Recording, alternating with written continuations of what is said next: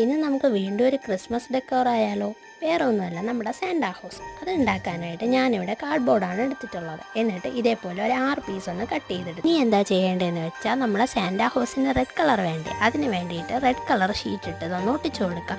Paper ഇട്ടാകുമ്പോഴത്തേക്കും അതിന് കുറച്ചുകൂടെ ഒന്ന് ഫിനിഷിങ് കിട്ടും. ഇനി വേറെ എന്താ, പിന്നെ എന്താ, ഞാൻ ഓൾറെഡി അതിൻ്റെ ഡോറും വിൻഡോസും പിന്നെ ഒരു ക്യൂട്ടായിട്ടുള്ള റീത്തും ഉണ്ടാക്കി കൊടുത്തിട്ടുണ്ട്. ഇതൊന്ന് ഒട്ടിച്ചു കൊടുക്കുക, അത്രയാണ്. ഈ വീഡിയോസ് ഞാൻ എടുത്തിട്ടില്ല.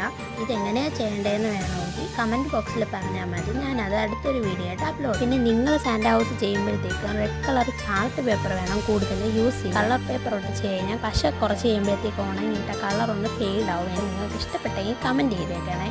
പിന്നെ നമ്മുടെ സാന്റാ ഹൗസിൻ്റെ ഫൈനൽ ലുക്ക് നോക്കിയാൽ പിന്നെ അടുത്തൊരു വീഡിയോ ആയിട്ട് കാണുന്നതുവരേക്കും it's be signing off magic Frankie. Bye by.